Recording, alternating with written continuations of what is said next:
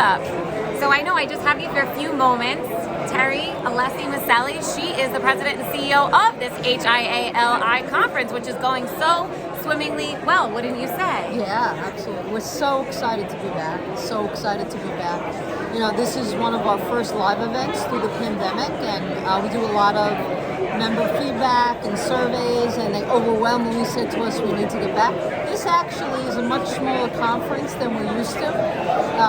Normally we have about 4,000 people walking the floor, but we have about 700 today, and we're so excited. Wow, yeah, no. Just to see people and get out there and connect is wonderful. Yes, the energy is here, and all the great minds of Long Island are here. So what are some of the things that you're looking forward to as we enter 2022 for Long Island and Hop Hog and everything, economic development, everything?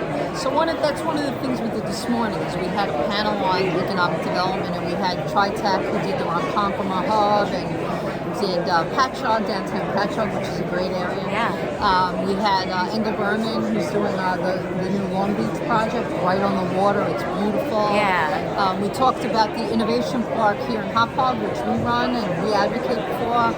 And one of the things as I walked out of it, I realized is, wow, there's a lot going on over there. And there's a lot that has gone on through the pandemic. I give the business community a lot of credit. Because you would have thought it would have all stopped at that point, and people just kept moving along, which is great.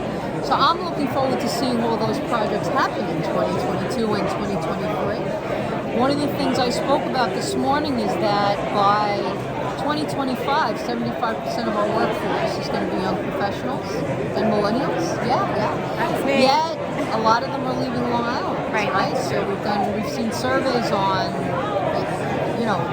from 34 years old till about 18 years old, that niche right there, they're looking at leaving Long Island within the next 5 years. So we need to be cognizant of developing not only affordable housing, but connecting them to businesses and understanding the great things that are made here and distributed here. And yeah, you know what, we might not have Google, right? But we have some cool companies on Long Island. So we really need to make more of that connection for the young people. Right. And that's really what this morning was all about. Yeah.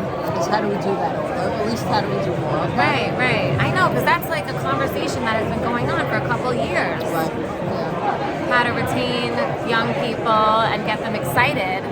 And I think a lot of it has to do with little interviews like this, like speaking to someone and hearing who you are. And how did you get to be the president and CEO of this organization? Yeah, so I've been with them since 2004. I was on the board of directors before that for about 8 years. But my prior life, I was senior vice president for Dale Carnegie Training. I don't know if you've ever heard of that, but they wrote the book How to Win Friends and Influence People. Oh, okay. And they do a lot of public speaking training. So it was just a natural transition for me as they decided they wanted to grow an organization like this. And came to me and said, we need somebody who does strategic planning and can, make connections with people, and it was just a perfect fit. And the rest is history, right? Yeah. So we've really been able to grow this, and I'm very, very proud of it. We have a great board of directors who really make us look great on a daily basis. And we have a great base of volunteers. So today we have a bunch of young adults volunteering for us from high schools and colleges, so they can do what we said before, which is better meet the business community. Yeah, it's a great thing. It's a great thing to start young and to get involved. So thank you for this conference, and thank you for taking a few minutes to come talk to me. Well, thank you.